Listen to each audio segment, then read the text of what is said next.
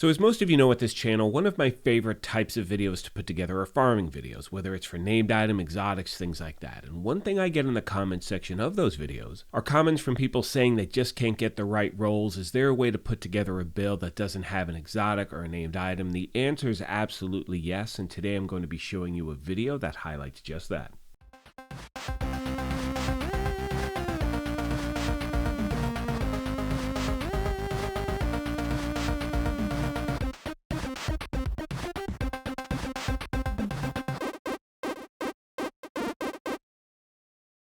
What's up, my YouTube family? Welcome back to the Gaming Brigade, and today's build is actually one I highlighted last November, but I wanted to revisit it today because I have been getting a lot of messages from people who are trying to get ready for Season 11, and they've yet to be able to pick up certain exotics or named items, so I wanted to make sure I showed you this build once again that has none of those things. Now, if you happen to be new here, feel free to hit that subscribe or join button. If you enjoyed this, do me a favor, hit that like button as well, and we do have giveaways, but I will go over that at the end of the video. Now, starting with the specialization, I'm using Technician because that gives me the ability to equip the linked laser pointer, which means every single enemy we target will automatically be pulsed, and that comes into play with both our weapon and our body armor. Now, for my primary weapon for this build, I'm using the Carbine 7 because it's still one of my favorite assault rifles in the game. I really like how this thing handles. And I'm using the Talon Flatline, which is going to amplify my weapon damage to pulsed enemies by 15%. And remember, because with this weapon, we can equip that linked laser pointer with the Technician specialization, every single enemy we target is pulsed, so you're always getting that weapon damage bonus. Another great option here, if you choose, you can use the Kingbreaker. That has the Talon Perfect Flatline on it. Moving on to the secondary weapon, classic M1A, again one of my go-to weapons in the game. I've rolled the Talon Flatline on here as well, so regardless of what I'm aiming at, because I have that linked laser pointer on, I'm pulsing everything I target. Moving on to the gear itself, you can see I'm running one Grupo, 3 Providence, 1 Walker and Harris, and 1 Overlord. And again, there are a lot of different ways to put a build like this together. This is how I'm choosing this variation. So starting with the mask is the first piece of Grupo. That's going to give us that 15% crit hit damage bonus, and on every single piece of gear I'm trying to stack crit hit chance and crit hit damage everywhere I can. Moving on to the body armor, it's the first piece of Providence I have equipped, which gives us that 15%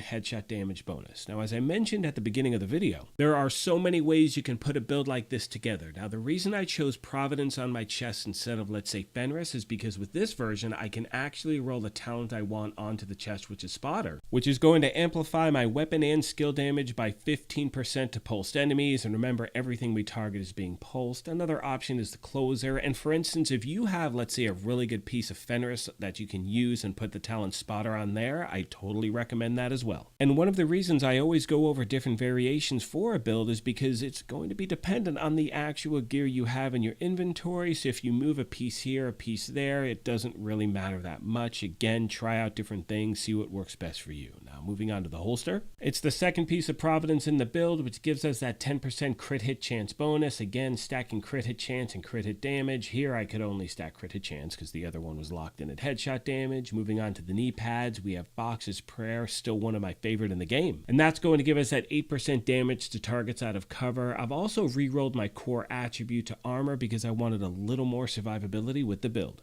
Moving on to the gloves, they are the one piece of Walker and Harris, which gives us that 5% weapon damage bonus. You can also put a piece of Fenris here. This is just the best gear I had for this build. That's why I landed on that. And finally, we have the bag, which is the third and final piece of Providence, which is going to give us that 15% crit hit damage bonus. Now, I've chosen the Talon Composure because while uncovered, increases total weapon damage by 15%. Now, another very popular option is either Vigilance or Perfect Vigilance. And with that talent, you're going to get a 25% weapon damage bonus when you're not taking any damage, and when you do take damage, the cooldown is either 4 seconds or 3 seconds. So always remember, when you're talking about the perfect aspect in the regular version, the only thing that separates the two is a 1 second cooldown. So right now we're going to scroll down to the gift, which is the named bag, and you can see as we scroll down, it increases weapon damage by 25%, taking damage disables this buff for 3 seconds, and on the regular version it's 4 seconds. So again, the difference between the two is basically nothing. I mean, obviously it's something. Nothing would be nothing, but you know what I'm getting at. And that's one of the reasons I use composure with this build, so I don't need to worry about taking damage and losing that weapon damage bonus. For my skills, I'm using the assault drone and the assault turret, and when it comes to my stats, I'm sitting at exactly 60% crit hit chance, which is the max, and 135 crit hit damage, and this goes back to why I chose certain pieces of gear. Now you can see if I change one of the mods on my weapon, I will go down to exactly 55% crit hit chance when I'm using the AR as my primary, and I can up the,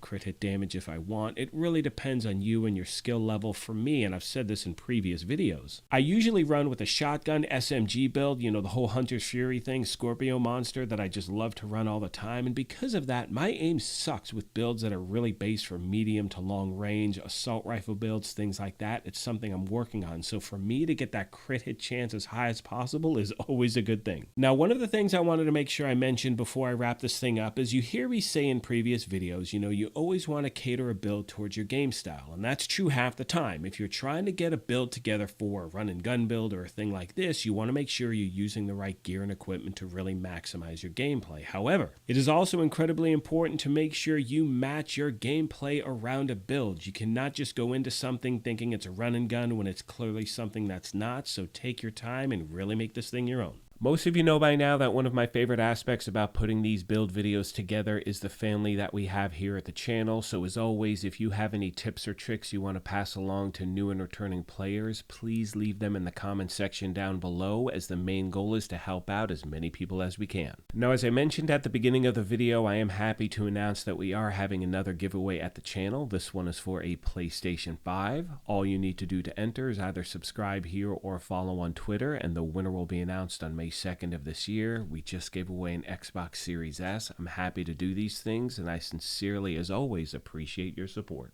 With all that being said, I'm going to start to wrap this up. We have a big football day here in our household. My 49ers are playing the Eagles in Philly. Obviously, the stakes could not be higher. It's to get to the Super Bowl. I have been a diehard Niner fan since the 80s, so I'm pulling for them, and hopefully they win. I mean, if not, I may be grumpy tomorrow in the news video. But as always, I will make sure I bring you that information, and make sure in this video, if you have any questions, comments, feedback, please let me know, and I will do my best to get back to you as quick as I can. On that note, I'm going to let the rest of the video play out. However, as I mentioned at the beginning of this thing, if you happen to be new here, feel free to hit that subscribe or join button. If you enjoyed this, you could hit that like button as well, but most importantly, take care of yourselves, be kind to each other, and we will talk to you soon. Thanks again, everyone. Go Niners!